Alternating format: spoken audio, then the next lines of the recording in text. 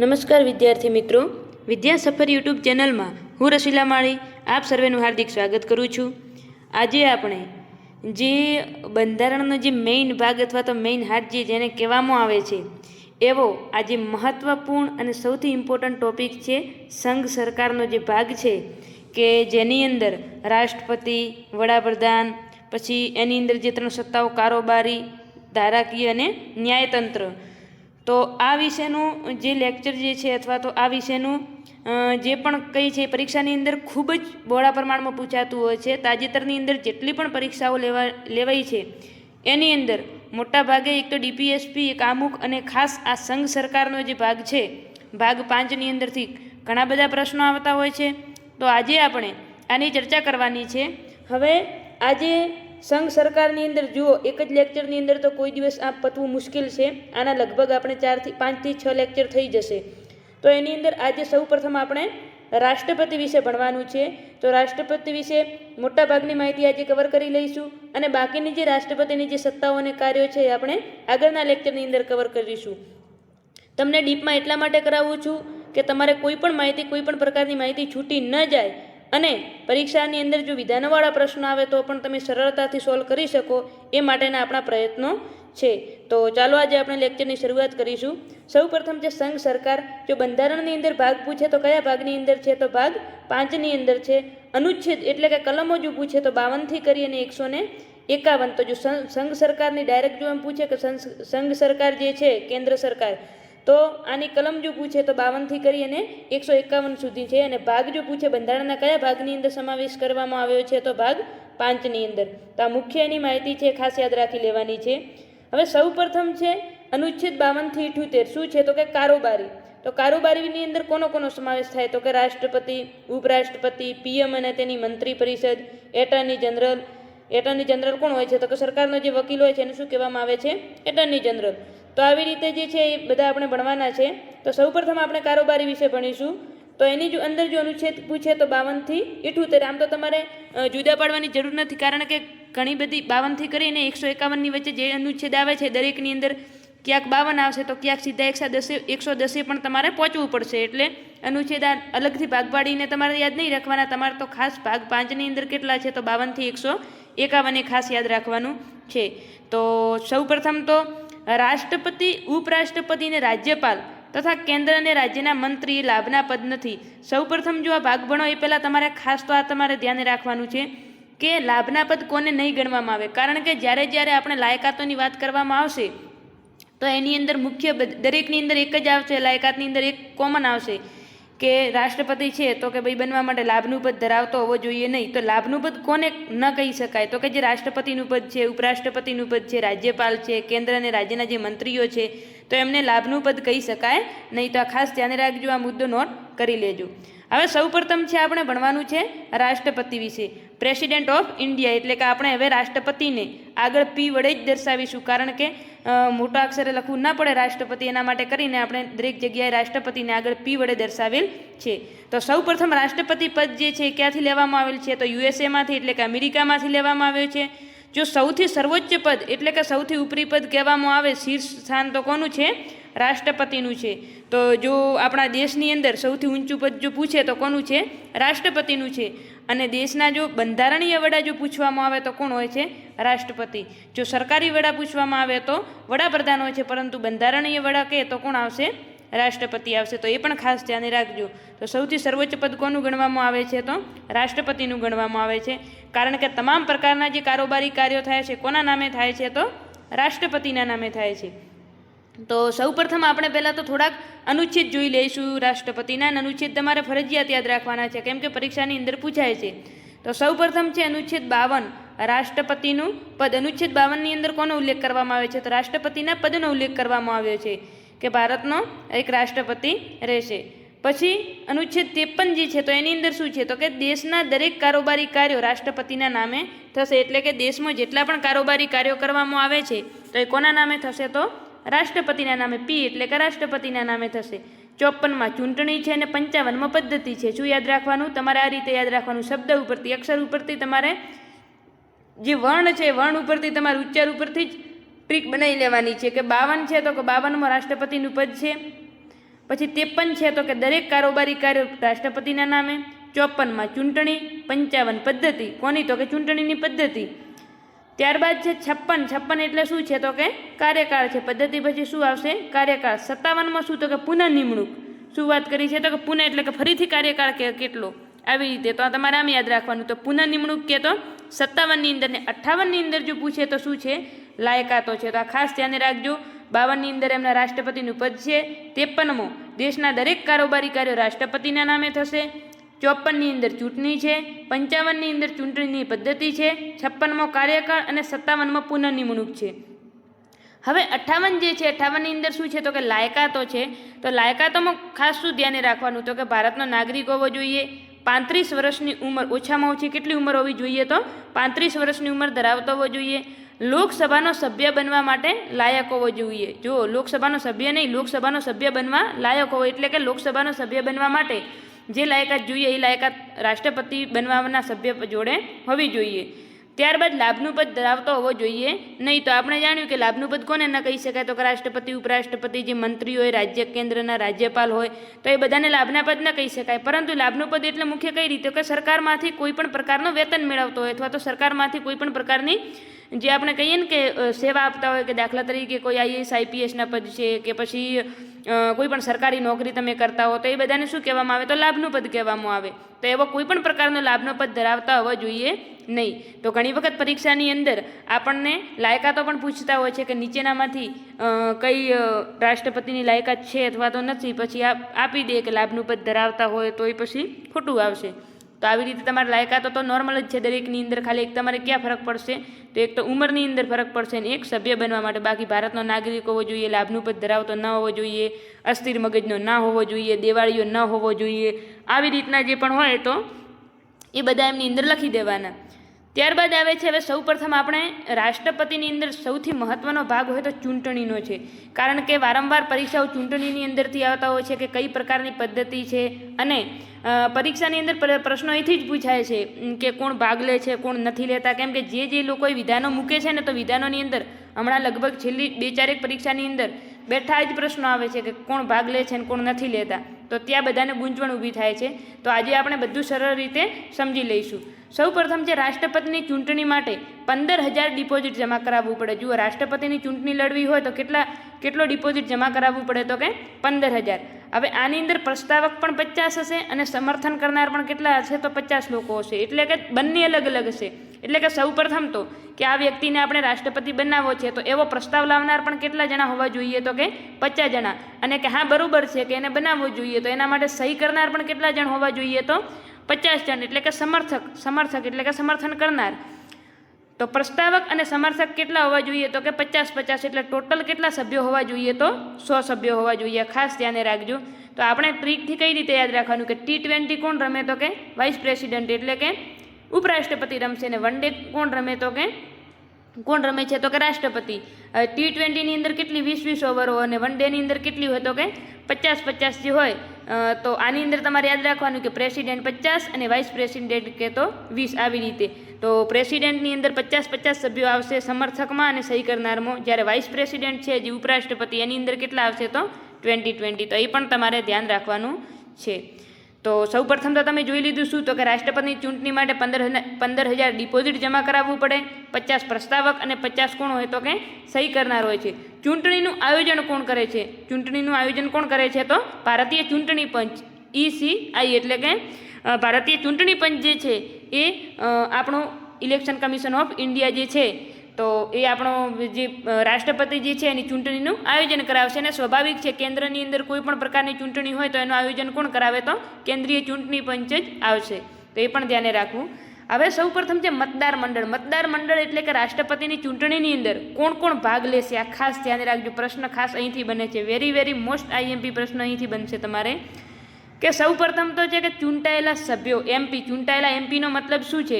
તો કે લોકસભાના ચૂંટાયેલા સભ્યો અને રાજ્યસભાના. અહીં શું કીધું છે? ચૂંટાયેલા MP એટલે કે મેમ્બર ઓફ પાર્લામેન્ટ. અને મેમ્બર ઓફ પાર્લામેન્ટ એટલે કે સંસદ સભ્યો. તો સંસદ સભ્યોની અંદર લોકસભાના સભ્યોનો પણ સમાવેશ થાય અને રાજ્યસભાના. સંસદની અંદર કોનો સમાવેશ થાય? રાજ્યસભા અને લોકસભા બંનેનો સમાવેશ થાય છે.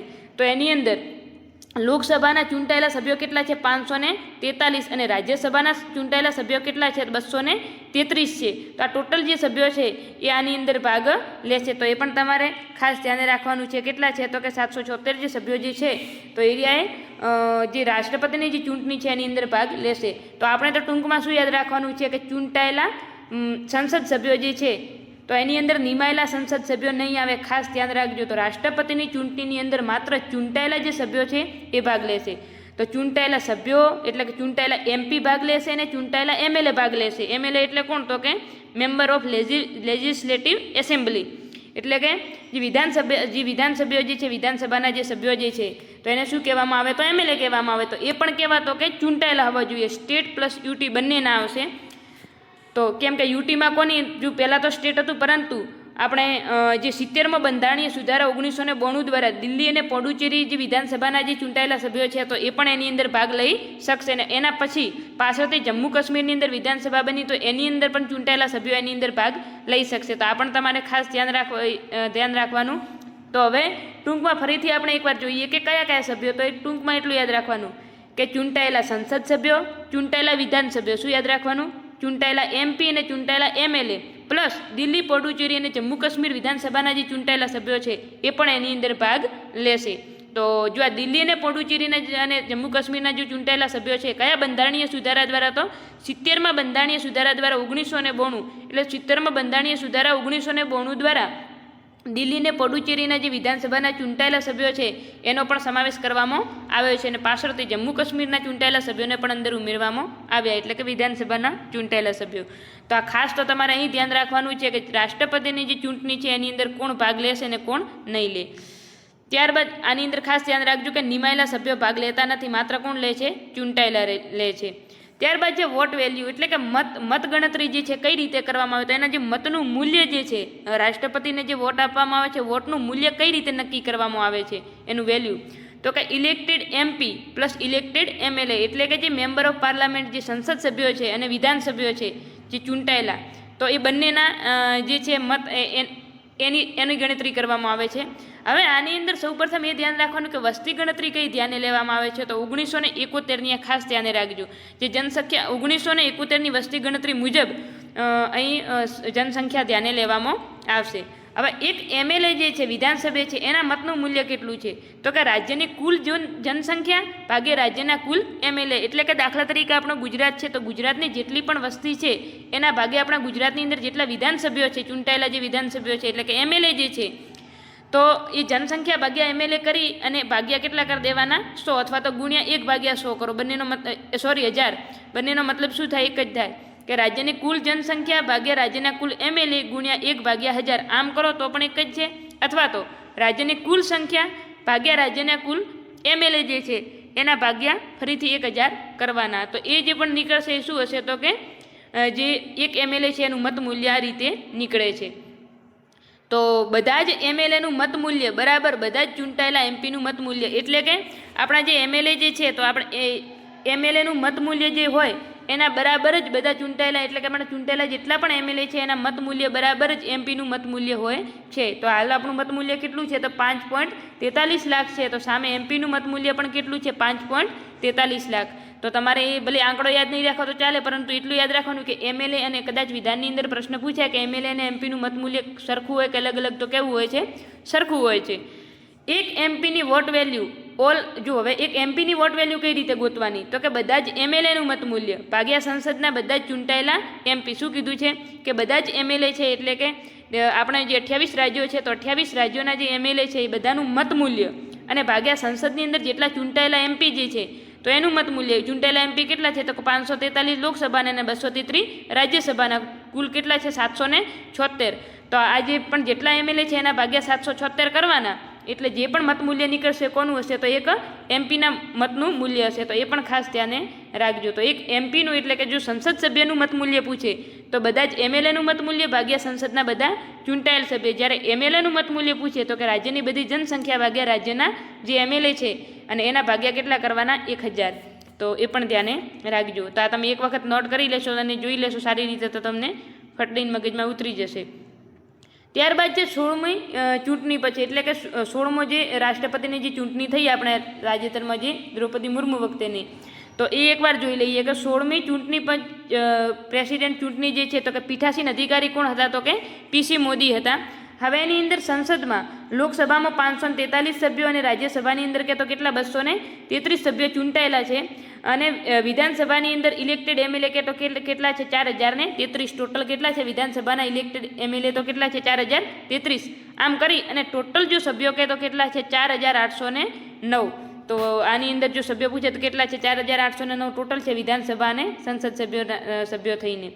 સૌથી વધુ હવે આપણે મત મૂલ્ય જોઈ લઈએ કે દરેક જે રાજ્ય છે, આ ખાસ એક વિધાન વાક્ય ફરીથી યાદ રાખજો કે દરેક રાજ્યનું જે મત મૂલ્ય છે, જે એમએલએનું મત મૂલ્ય તો કેવું હોય છે, અલગ અલગ હોય છે. કેમ અલગ અલગ હોય છે? તો આપણે વાત કરી કે રાજ્યની જે કુલ વસ્તી છે એના ભાગ્યા રાજ્યના જે એમએલએ છે એને ભાગવામાં આવે છે. એટલે કે રાજ્યની કુલ વસ્તી ભાગ્યા રાજ્યના કુલ એમએલએ. તો દરેક રાજ્યની અંદર વસ્તી સરખી તો કંઈ હોય નહીં, બધાની અંદર કેવી હોય, અલગ અલગ હોય. એટલે કે બધાનું એમએલએનું મત મૂલ્ય પણ કેવું આવશે, તો અલગ અલગ આવશે. તો સૌથી વધુ જો મત મૂલ્ય પૂછે તો કોનું છે, તો કે યુપીની અંદર એક એમએલએની વેલ્યુ કેટલી છે 208. ખાસ ધ્યાન રાખજો. જો સૌથી વધુ એક એમએલએ મત વેલ્યુ યુપીની અંદર 208. સૌથી ઓછું કે તો એક એમએલએનું વેલ્યુ સિક્કિમની અંદર કેટલું છે, ખાલી 7 છે. તો એક એમએલએ બરાબર 7. સિક્કિમની અંદર સૌથી ઓછું સિક્કિમ 7 અને યુપીની અંદર કે તો 208. યુપી 8 ને સિક્કિમ 7. આ રીતે યાદ રાખવાનું. એટલે યુપીની અંદર 208, સિક્કિમની અંદર 7 સૌથી ઓછું અને સૌથી વધુ. ગુજરાતની અંદર જો એમએલએનું મત મૂલ્ય પૂછે તો કેટલું છે 147. ખાસ ધ્યાન રાખજો. ગુજરાતની અંદર જો એમએલએનું મત મૂલ્ય પૂછે તો કેટલું આવશે 147. અને એક એમપીનું વોટ વેલ્યુ પૂછે તો કેટલું છે 708. એક એમપીનું જો મત મૂલ્ય પૂછે તો કેટલું છે 708 છે. તો કુલ વોટ વેલ્યુ જો પૂછે તો 5.43 જો એટલે એમપીનું પણ કેટલું થઈ જાય 5.43 લાખ ને પેલાનું પણ કેટલું થઈ જાય 5.43 લાખ. તો આમ કરી અને ટોટલ જો મત વેલ્યુ પૂછે તો કેટલી છે 10.86 લાખ. તમારે આ લાસ્ટ આંકડો ખાલી યાદ રાખવાનો અને એકા 4 આંકડા યાદ રાખવાના છે કે સૌથી વધુ એમએલએ મત મૂલ્ય કે તો યુપીની અંદર 208 છે અને સૌથી ઓછું કે તો સિક્કિમની અંદર 7 છે. ગુજરાતની અંદર આપણે ખાસ યાદ રાખવાનું છે 147 છે એક એમએલએનું મત મૂલ્ય અને એમપીનું મત મૂલ્ય કે તો કેટલું છે 708 છે. તો કુલ મત મૂલ્ય 5.43 આપણે કીધું હતું છેલ્લે બંને સરખા હોય એટલે બંને થઈને ટોટલ કેટલા છે 10.86 લાખ. હવે વાત આવે છે કે રાષ્ટ્રપતિ રાજીનામું અથવા તો એના ઉપર મહાભિયોગ એટલે ટૂંકમાં કહેવાનો મતલબ રાષ્ટ્રપતિનો પદ ખાલી કરવો. તો રાષ્ટ્રપતિ જે છે રાજીનામું કોને આપશે, તો વાઇસ પ્રેસિડેન્ટને એટલે કે કોને આપશે, ઉપરાષ્ટ્રપતિને. તો આ ખાસ ધ્યાને રાખજો. રાષ્ટ્રપતિ જે છે એ પોતાનું રાજીનામું ઉપરાષ્ટ્રપતિને આપે છે. આની સૂચના સૌ પ્રથમ લોકસભાના સ્પીકરને આપવાની રહેશે. એટલે કે રાષ્ટ્રપતિ જે છે એ ઉપરાષ્ટ્રપતિને રાજીનામું આપે છે તો આવી સૂચના ઉપરાષ્ટ્રપતિ જે છે એ કોને આપશે, તો કે એલએસના જે સ્પીકર છે એને આપશે. કોને આપશે? એલએસના એટલે કે લોકસભાના સ્પીકરને આપશે. તો વાઇસ પ્રેસિડેન્ટ જે છે લોકસભાના સ્પીકરને શું કરશે, તો કે સૂચના આપશે. શું સૂચના આપશે, તો કે રાષ્ટ્રપતિ રાજીનામું આપવા જઈ રહ્યા છે. રાષ્ટ્રપતિની ચૂંટણી પ્રક્રિયા તો કેવી છે, તો કે એકલ સંક્રમણીય મત પદ્ધતિ. તો જો રાષ્ટ્રપતિની જે ચૂંટણી જે છે એની પદ્ધતિ કઈ છે, તો એકલ સંક્રમણીય મત પદ્ધતિ. અને કેવા પ્રકારનું મતદાન થાય છે, તો ગુપ્ત મતદાન થાય છે. આ પણ ખાસ ધ્યાને રાખજો કે રાષ્ટ્રપતિનું જે મતદાન છે કેવું છે, તો કે ગુપ્ત મતદાન છે. ત્યારબાદ છે સંસદ સભ્યના બેલેટ પેપરનો રંગ કેવો હોય છે, તો કે લીલો હોય છે. અને એમએલએ જે હોય છે એના માટે બેલેટ પેપરનો રંગ જે કેવો હોય છે, તો કે ગુલાબી હોય છે. સંસદ સભ્ય એટલે કે જે એમપી જે છે એમના માટે લીલો રંગ હોય છે અને એમએલએ માટે કયો હોય છે, તો ગુલાબી રંગ હોય છે બેલેટ પેપરનો જે રંગ છે. ત્યારબાદ આવે છે અનુચ્છેદ 59. અનુચ્છેદ 59ની અંદર શું છે, તો કે શરતો છે. હવે આપણે 58 સુધી આગળ જોઈ લીધા હતા. 58 લાયકાત, 57માં ફરી ચૂંટાવાની જે યોગ્યતા હતી એ.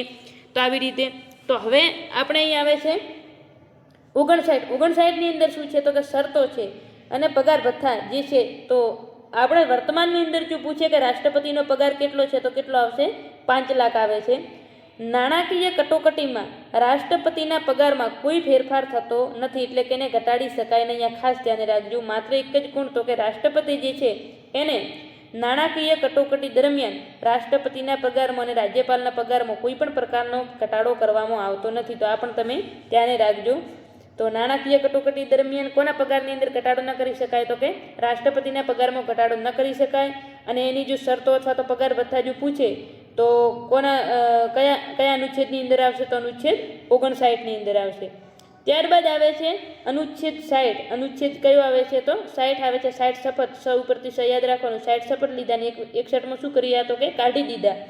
60માં શપથ લેવરાય અને 61માં કાઢી પણ દીધા, અને 61માં કાઢી દીધા એટલે 62માં શું થઈ ગયું તો કે પદ ખાલી થઈ ગયું. આવી રીતે તમારે કલમો યાદ રાખવાની તો જલ્દી યાદ રહેશે. તો પછી 61ની અંદર શું આવશે તો મહાભિયોગ આવશે. તો 60ની અંદર સૌ પ્રથમ છે શપથ. શપથ કોણ લેવરાવે છે તો કે સુપ્રીમ કોર્ટના મુખ્ય ન્યાયાધીશ જે છે એના દ્વારા શપથ લેવરાવવામાં આવે છે. કઈ શપથનો ઉલ્લેખ કોની અંદર છે તો કે અનુસૂચિ 3 મુજબ શપથ લેવરાવવાના હોય છે, અને સુપ્રીમ કોર્ટના મુખ્ય ન્યાયાધીશ દ્વારા એમને શપથ અપાવવામાં આવે છે.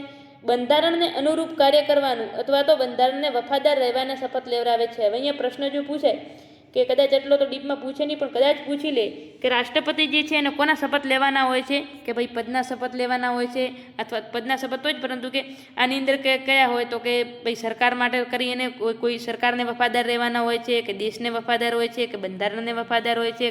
તો દેશને કે બંધારણને વફાદાર જે હોય તો બંધારણને અનુરૂપ કાર્ય કરવાનું અને બંધારણને વફાદાર રહેવાના એ શપથ લે છે. તો એ પણ ખાસ ધ્યાને રાખજો. ત્યારબાદ આવે છે અનુચ્છેદ 61. અનુચ્છેદ 61ની અંદર શું છે તો કે મહાભિયોગની પ્રક્રિયા જે છે એ કયા અનુચ્છેદની અંદર આવશે તો અનુચ્છેદ 61ની અંદર આવશે. તો મહાભિયોગની જે પ્રક્રિયા છે, આ ખાસ પ્રશ્ન અહીંથી નીકળે છે કે રાષ્ટ્રપતિના મહાભિયોગની પ્રક્રિયા બંધારણના કયા દેશના બંધારણમાંથી લેવામાં આવેલ છે તો અમેરિકાના બંધારણમાંથી. તો આ પણ ખાસ ધ્યાને રાખજો કે રાષ્ટ્રપતિના જે મહાભિયોગની પ્રક્રિયા જે છે એ યુએસએના બંધારણમાંથી લેવામાં આવેલ છે. એની અંદર સંસદના બધા જ સભ્યો એટલે કે ચૂંટાયેલા અને નિમાયેલા બધા જ સભ્યો ભાગ લેશે. હવે અહીં તમારે ખાસ ધ્યાને રાખવાનું છે કે આપણે રાષ્ટ્રપતિની જ્યારે ચૂંટણી થતી હતી તો ત્યારે કોણ માત્ર ચૂંટણી વખતે ચૂંટાયેલા સભ્યો ભાગ લેતા હતા, પરંતુ કયા કયા ચૂંટાયેલા સભ્યો તો કે સંસદના અને વિધાનસભાના બંનેના ચૂંટાયેલા સભ્યો ભાગ લેતા હતા. જ્યારે હવે કાઢવાની વાત આવી છે તો કાઢવાની અંદર સંસદ સભ્યો જે શું કહે છે કે ભાઈ કાઢવાની અંદર અમારે નાના માણસોની જરૂર નથી, એટલે કે વિધાનસભાને કહે છે તમારી અમારે જરૂર નથી, અમે કે બધા એમપી પહોંચી વળશું, એટલે કે સંસદના. પણ ઘણી વખત આપણે કહીએ ને કોકનું કે જ્યારે કોઈકને પાડવા હોય ને એટલે બધા ભેગા, કોઈકને ઉપર લઈ જવા હોય ને તો ઓછા સાથ આપે, પરંતુ કોકને પાડવા હોય ને તો વધારે સાથ આપે. તો એની અંદર કેવું છે કે જ્યારે રાષ્ટ્રપતિને ચૂંટવાના હતા તો માત્ર ચૂંટાયેલા સભ્યો ભાગ લેતા હતા, પરંતુ જ્યારે હવે રાષ્ટ્રપતિને કાઢવાની વાત આવી છે તો નિમાયેલા જે સભ્યો જે છે, નિમણૂક પામેલા જે સભ્યો કે અમે પણ ભાગ લેશું, કે કાઢવાની વાત છે તો કે અમને ક્યાં નડે, તો એ પછી ચૂંટાયેલા અને નિમાયેલા બંને સભ્યો ભાગ લેશે.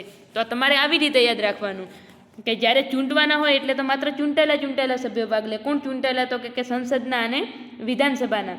જ્યારે કાઢવાની વાત આવે તો જ્યારે કાઢવાની વાત આવે એટલે સંસદ સભ્ય શું કે અમે એકલાય પહોંચી વળશું, વિધાનસભ્યો તમારી જરૂર અમારે નથી. પરંતુ સંસદની અંદર માત્ર ચૂંટાયેલા જ નહીં, ચૂંટાયેલા અને નિમણૂક પામેલા બધા એમાં સાથ આપે છે. કોને તો કે રાષ્ટ્રપતિને કાઢવા માટે.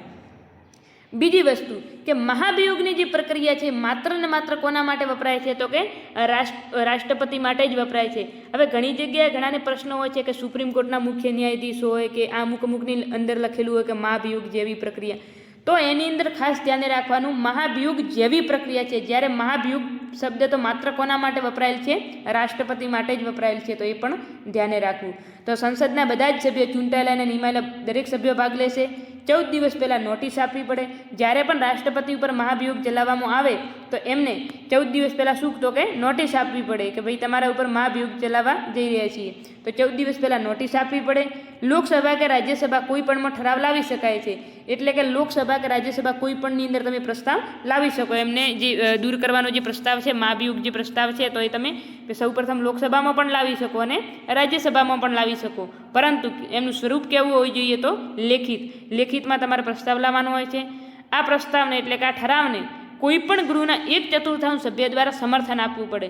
એટલે કે દાખલા તરીકે સૌપ્રથમ તમે લોકસભામાં લાવ્યું તો લોકસભામાં પહેલાં એના એ ટોટલના જે 1/4 જે સભ્યો એટલે કે ચોથા ભાગના 25% જે લોકો જે છે એ જો સમર્થન આપે તો જ પછી એને શું કરવાનું તો કે એ 2/3 બહુમતીથી શું થશે તો કે પછી પસાર થવાની વાત પછી આવે, પહેલાં તો સમર્થન એટલા લોકોએ આપવું જોઈએ. તો લોકસભા અને રાજ્યસભા કોઈ પણ ગૃહમાં સૌપ્રથમ લાવી શકાય છે. એ ઠરાવને કોઈ પણ એક ગૃહના 1/4 એટલે કે 25% સભ્યો દ્વારા સમર્થન પહેલાં આપવું જોઈએ. જો સમર્થન મળી જાય તો ત્યારબાદ શું થાય છે તો કે 2/3 બહુમતીથી ઠરાવ પસાર થાય છે. કુલના એટલે કે જે ટોટલ જે છે એ ટોટલના 2/3 બહુમતીથી ઠરાવ પસાર થાય છે અને બંને ગૃહમાં પસાર થાય છે. આ જે છે વિશિષ્ટ બહુમતી છે. 2/3 બહુમતી જે છે એ કેવી બહુમતી કહેવામાં આવે તો કે વિશિષ્ટ બહુમતી છે. ત્યારબાદ એક ખાસ ધ્યાન રાખજો કે મહાભિયોગ જે પ્રક્રિયા છે એ કેવી છે, તો કે અર્ધન્યાયિક પ્રક્રિયા છે. કેવી પ્રક્રિયા છે, તો કે અર્ધન્યાયિક પ્રક્રિયા છે. એટલે કે પૂર્વ ન્યાય પણ ના કે અર્ધન્યાયિક પ્રક્રિયા એટલે કે 2/3 બહુમતીથી વિશિષ્ટ બહુમતીથી ઠરાવ પસાર કરવામાં આવે બંને ગૃહમાંથી. આ અર્ધન્યાયિક પ્રક્રિયા છે. બંધારણના ઉલ્લંઘન માટે દૂર કરી શકાય છે. હવે જોજો, મહાભિયોગ પ્રક્રિયા ક્યારે ચલાવી શકાય, તો કે કોઈ ગુનો કર્યો હોય એના માટે મહાભિયોગ ના આવે. મહાભિયોગ કોના માટે આવે, તો કે જ્યારે બંધારણની બાબતમાં કોઈ પણ પ્રકારનું ઉલ્લંઘન કર્યું હોય, એટલે કે બંધારણના વિરુદ્ધમાં જો કોઈ કાર્ય કર્યું હોય તો એના માટે કરીને મહાભિયોગ પ્રક્રિયા લાવવામાં આવે છે. તો આની અંદર ખાસ યુએસએમાંથી લેવામાં આવી. સંસદના બધા સભ્યો ભાગ લે. 14 દિવસ પહેલાં નોટિસ. લોકસભા કે રાજ્યસભા કોઈ પણ અંદરથી પસાર કરી શકાય છે, એટલે કે કોઈ પણની અંદર લાવી શકાય. ત્યારબાદ સૌપ્રથમ 1/4 સભ્યોનું સમર્થન જરૂરી અને ત્યારબાદ વિશિષ્ટ બહુમતી એટલે કેવી, તો કે 2/3 બહુમતીથી ઠરાવ પસાર થાય છે અને ત્યારે જઈ અને મહાભિયોગની પ્રક્રિયા થાય છે.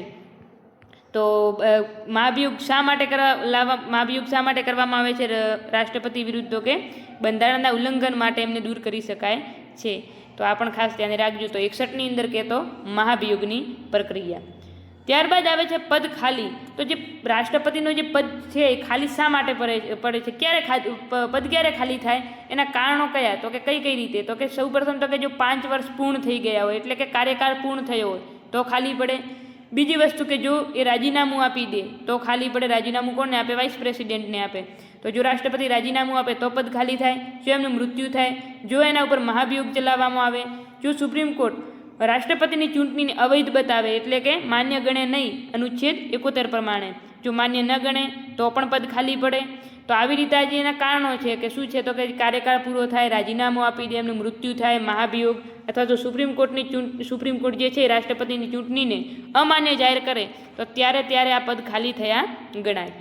ત્યારબાદ આવે છે અનુચ્છેદ 65ની અંદર રાષ્ટ્રપતિનું પદ ખાલી થતાં તેના પદ પર રાષ્ટ્રપતિ તરીકે વાઇસ પ્રેસિડેન્ટ એટલે કે ઉપરાષ્ટ્રપતિ મહત્તમ 6 મહિના સુધી કાર્ય કરશે. એટલે કે જ્યારે રાષ્ટ્રપતિનું પદ ખાલી પડે છે, તો આનો મતલબ શું થઈ ગયો કે રાષ્ટ્રપતિનું પદ ખાલી પડે તો એના 6 મહિનાની અંદર ચૂંટણી કરવી ફરજિયાત છે. આ ધ્યાન રાખજો. કેમ ફરજિયાત છે, તો અહીંયા આપણને ચોખ્ખું કહી દીધું છે કે જે ઉપરાષ્ટ્રપતિ છે મહત્તમ કેટલા, તો કે 6 મહિના સુધી જ કાર્ય કરી શકશે, એનાથી વધારે કાર્ય કરી શકે નહીં. એટલે કે ભાઈ રાષ્ટ્રપતિનું પદ ખાલી પડ્યું છે તો કે અમે ઘણા 6 મહિના સુધી ઉપરાષ્ટ્રપતિને રાખી શકીએ એમના પદ ઉપર, તો કે એટલા સુધી તમે રાષ્ટ્રપતિની નવી ચૂંટણી કરાવી દો. તો ત્યાં રાષ્ટ્રપતિની નવી ચૂંટણી કરાવવામાં આવે છે.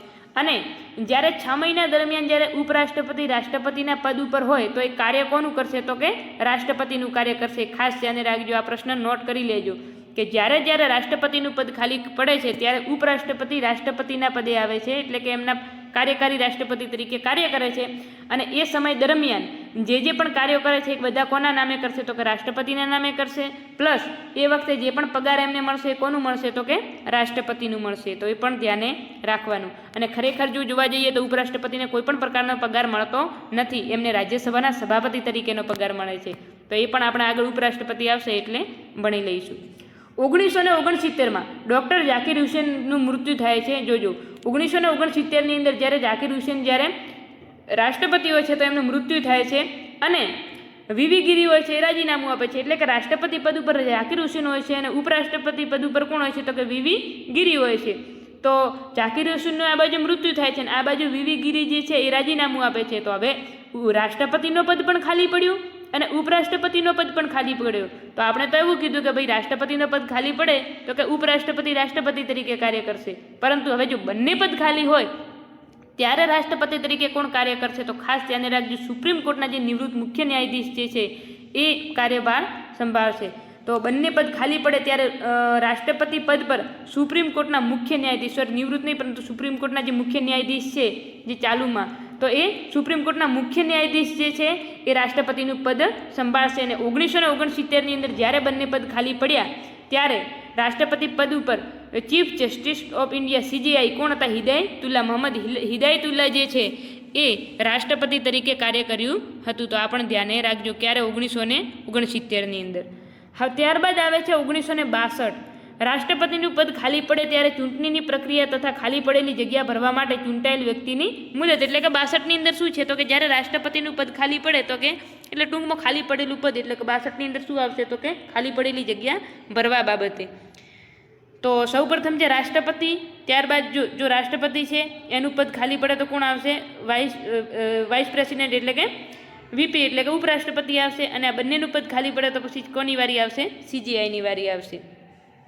હવે આપણે રાષ્ટ્રપતિની સત્તાઓ જોવાની છે. તો રાષ્ટ્રપતિ જે મહત્વપૂર્ણ જે ટોપિક છે રાષ્ટ્રપતિ વિશે એ તો આપણે ભણી લીધું છે. હવે આપણે રાષ્ટ્રપતિની સત્તાઓ ભણવાની છે કે રાષ્ટ્રપતિની જે કારોબારી સત્તાઓ છે, ધારાકીય સત્તાઓ છે, લશ્કરી સત્તાઓ છે, રાજદ્વારી સત્તાઓ છે, કટોકટી સામેની ઘણી બધી સત્તાઓ છે. તો એ સત્તાઓ પણ આપણે ભણવાની છે, પરંતુ આજે આપણે માત્ર કારોબારી સત્તાઓ જ લઈશું, કારણ કે જો બધી સત્તા લેવા જઈશું તો લેક્ચર ખૂબ જ લોંગ થઈ જશે. એટલે આજે આપણે કારોબારી સત્તાઓ અને આગળની જે સત્તાઓ જે બાકી રહે છે આપણે બીજા લેક્ચરની અંદર કવર કરીશું. તો આજે આપણે આટલી વસ્તુ જોઈ લઈએ કે રાષ્ટ્રપતિની જે કારોબારી સત્તાઓ છે, એક્ઝિક્યુટિવ જે છે કે એને કહેવામાં આવે છે. તો અનુચ્છેદ કે તો 77(1) મુજબ, તો 77(1) મુજબ ભારત સરકારના તમામ કારોબારી કાર્યો રાષ્ટ્રપતિના નામથી કરવામાં આવે છે. એટલે કે આપણા દેશની અંદર સરકારના જે પણ કારોબારી કાર્યો છે એ બધા કોના નામે કરવામાં આવે છે? તો કે રાષ્ટ્રપતિના નામે કરવામાં આવે છે. રાષ્ટ્રપતિ દ્વારા જેટલી પણ નિમણૂકો કરવામાં આવે તે તમામનો સમાવેશ કારોબારી સત્તામાં થાય છે. એટલે કે રાષ્ટ્રપતિ દ્વારા જે નિમણૂક કરવામાં આવે છે, કેગની નિમણૂક કે વડાપ્રધાનની નિમણૂક કે જે અધ્યક્ષોની નિમણૂક કે જે નિમણૂકો કરવામાં આવે એ મોટા તમામ તો નહીં પરંતુ મોટા ભાગની જે નિમણૂકો છે એનો સમાવેશ કોની અંદર થાય છે? તો કારોબારીની અંદર થાય છે. ત્યારબાદ જે ન્યાયિક બાબતો જે છે કે જેમ કે સુપ્રીમ કોર્ટ છે, તો સુપ્રીમ કોર્ટના CGIની જે નિમણૂક કરે છે, હાઈકોર્ટના મુખ્ય ન્યાયાધીશની નિમણૂક કરે છે, તો એ પછી જે સુપ્રીમ કોર્ટ છે ન્યાય અંતર્ગત આવે તો એ ન્યાયિક સત્તામાં જતું રહેશે. પણ એમ ખરેખર જોવા જઈએ તો જે બધી નિમણૂકો કોની અંદર આવે? તો કે કારોબારી સત્તામાં જ આવે, પરંતુ જે ન્યાયને લગતી છે આપણે ન્યાયિક સત્તામાં લઈ જઈશું. એટલે આની અંદર જ્યારે ભાગ પાડો છો તો એમાં વધારે પડતી ચિંતા કરવી નહીં, ખાલી સત્તાઓ તમારે યાદ રાખવાનું, બાકી કારોબારી, ધારાકીય કદાચ જે મુખ્ય અમુક જે છે જે તમારે ભેગી થઈ જાય કે જેમ નિમણૂકોની વાત કરી તો હવે આ સુપ્રીમ કોર્ટની જે CGIની જે નિમણૂક છે તો એ પણ એક જાતની નિમણૂક કહેવાય. તો આને તમે કારોબારી નહીં પણ આપણે કોની અંદર લખવાનું? તો કે ન્યાયિક સત્તામાં લખવાનું. તો જુઓ હવે નિમણૂકમાં કોની તો કે સૌપ્રથમ છે વડાપ્રધાનની નિમણૂક. 75(1) મુજબ જો કહે તો વડાપ્રધાનની નિમણૂક કરશે. કેગ એટલે કે કમ્પ્ટ્રોલર એન્ડ ઓડિટર જનરલ એટલે કે કેગની નિમણૂક 148 મુજબ કરશે. એજી એટલે કે એટર્ની જનરલની નિમણૂક 76 મુજબ કરશે. ગવર્નર એટલે કે રાજ્યપાલની નિમણૂક 155 મુજબ કરશે. નાણાં પંચની નિમણૂક 280 મુજબ કરશે. SC અને ST માટે રાષ્ટ્રીય પંચ કહે તો 338A મુજબ એમના અધ્યક્ષોની પણ નિમણૂક કરશે. આંતરરાજ્ય સમિતિ જે છે તો એમની પણ નિમણૂક કોણ કરશે? તો કે રાષ્ટ્રપતિ કરશે 263 મુજબ. રાજ્ય અને કેન્દ્ર રાજ્યના વિવાદ માટે કરીને આંતરરાજ્ય સમિતિ રચવામાં આવે છે, તેના અધ્યક્ષની નિમણૂક પણ કોણ કરશે? તો રાષ્ટ્રપતિ કરશે. ત્યારબાદ ભાષા પંચ જે છે તો એની પણ નિમણૂક કોણ કરશે? રાષ્ટ્રપતિ 344(1) મુજબ. 244(1) અંતર્ગત કોઈપણ ક્ષેત્રને અનુસૂચિત ક્ષેત્ર જાહેર કરવાની સત્તા પણ કોને છે? તો રાષ્ટ્રપતિની છે. તો આ પણ ખાસ ધ્યાન રાખજો કે 244(1) અંતર્ગત કોઈપણ ક્ષેત્રને અનુસૂચિત ક્ષેત્ર જાહેર કરવાની સત્તા પણ રાષ્ટ્રપતિની છે. બંધારણીય સંસ્થાના અધ્યક્ષ અને સભ્યોની નિમણૂક પણ એટલે કે જેટલી પણ બંધારણીય સંસ્થા છે તો એમના અધ્યક્ષ અને સભ્યોની નિમણૂક મોટાભાગે કોણ કરે છે? તો કે રાષ્ટ્રપતિ જ કરે છે. અનુચ્છેદ 78 મુજબ જે પ્રધાનમંત્રી જે છે અનુચ્છેદ 78 મુજબ પ્રધાનમંત્રી પાસેથી કોઈ પણ મંત્રાલયની માહિતી મેળવી શકે છે. એટલે કે જે વડાપ્રધાન જે છે એમની પાસેથી રાષ્ટ્રપતિને સલાહ મેળવવાનો અધિકાર છે, માહિતી મેળવવાનો અધિકાર છે. કયા અનુચ્છેદ મુજબ? તો અનુચ્છેદ 78 મુજબ. તો આ પણ ધ્યાને રાખજો.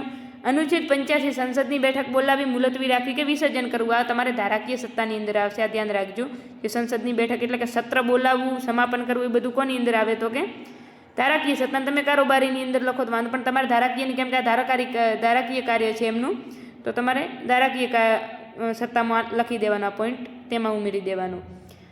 તો અનુચ્છેદ 78 મુજબ PM પાસેથી કોઈ પણ પ્રકારની માહિતી પણ મેળવી શકે છે. બંધારણીય સંસ્થાના અધ્યક્ષ અને સભ્યોની નિમણૂક કરે છે. પછી કોઈ પણ ક્ષેત્રને અનુસૂચિત ક્ષેત્ર પણ જાહેર કરી શકે છે. ભાષા પંચની નિમણૂક, આંતરરાજ્ય સમિતિની નિમણૂક, SC અને ST માટે રાષ્ટ્રીય પંચ, નાણાં પંચ, રાજ્યપાલ, એટર્ની જનરલ, કેગ, PM એ બધાની નિમણૂક કોણ કરે છે? તો રાષ્ટ્રપતિ કરે છે. ત્યારબાદ આવે છે ચૂંટણી કમિશનર. 324(2) મુજબ ચૂંટણી કમિશનરની નિમણૂક પણ કોણ કરે છે? તો કે રાષ્ટ્રપતિ કરે છે. UPSCના અધ્યક્ષ અને સભ્યોની નિમણૂક 316 અંતર્ગત કોણ કરે છે? તો કે યુનિયન પબ્લિક સર્વિસ કમિશનના અધ્યક્ષ અને સભ્યોની નિમણૂક કોણ કરે છે? તો કે રાષ્ટ્રપતિ કરે છે. એ પણ ધ્યાને રાખજો. હવે સુપ્રીમ કોર્ટના CJI અને હાઈકોર્ટના મુખ્ય ન્યાયાધીશની નિમણૂક પણ કોણ કરે છે? રાષ્ટ્રપતિ કરે છે. પરંતુ એ કઈ સત્તાની અંદર આવશે? તો ન્યાયિક સત્તાની અંદર આવશે. તો એ પણ ધ્યાને રાખજો. તો તમે ન્યાયિક સત્તાની અંદર જ આ નોંધી દેજો. તો આપણે જે રાષ્ટ્રપતિની જે કારોબારી સત્તાઓ છે એ પણ આપણે જોઈ લીધી છે. હવે ત્યારબાદ જે આવે છે રાજદ્વારી જે સત્તાઓ આવે છે, એટલે કે ધારાકીય સત્તાઓ જે આવે છે એની અંદર મુખ્ય શું હશે? તો કે વીટો અને વટહુકમ. તો ખાસ આપણે વીટો પાવર પણ ભણવાનું છે કે ખરેખર વીટો પાવર શું છે, ક્યારે ઉપયોગ કરી શકાય, વટહુકમ ક્યારે બહાર પાડી શકે છે, એ તમામની જો હવે ચર્ચા કરવા જઈશું તો લેક્ચર ઘણું લોંગ થઈ જશે. તો એની ચર્ચા આપણે અગાઉના લેક્ચરની અંદર કરીશું. ત્યાં સુધી તમારે આ જે તમામ જે માહિતી છે તમારે નોટ કરવાની છે અને સાથે સાથે આને રિવિઝન પણ કરવાનું છે. રાષ્ટ્રપતિ, ઉપરાષ્ટ્રપતિ કે સંઘ બાબતે લગભગ 99.99% માહિતી આપણે બધી જ અંદર કવર કરી લઈશું. કોઈ પણ પ્રકારની તમારે માહિતી બાકી નહીં રહે એટલું વિશ્વાસ અપાવું છું. છતાં પણ કદાચ તમને કોઈ જગ્યાએથી કોઈ પોઈન્ટ મળી જાય ને આ તો રહી જાય, ઘણી જગ્યાએ કોઈક એવી માહિતી ન પણ મળે તો પછી તમારે અંદર એડ કરી દેવાની. બાકી મોટા ભાગની માહિતી આપણે એની અંદર કવર કરી લઈએ છીએ. અને અમુક જેના પોઈન્ટ રહી ગયા છે અથવા કોઈક સત્તાની અંદર કોઈક પોઈન્ટ રહી જાય તો એ પણ આપણે આગળ જ્યારે મંત્રી પરિષદ ભણીશું, ઉપરાષ્ટ્રપતિ ભણીશું, પછી જ્યારે સંસદ ભણીશું તો એ બધાની અંદર અમુક પોઈન્ટની અંદર દરેક વસ્તુ કવર થઈ જાય છે.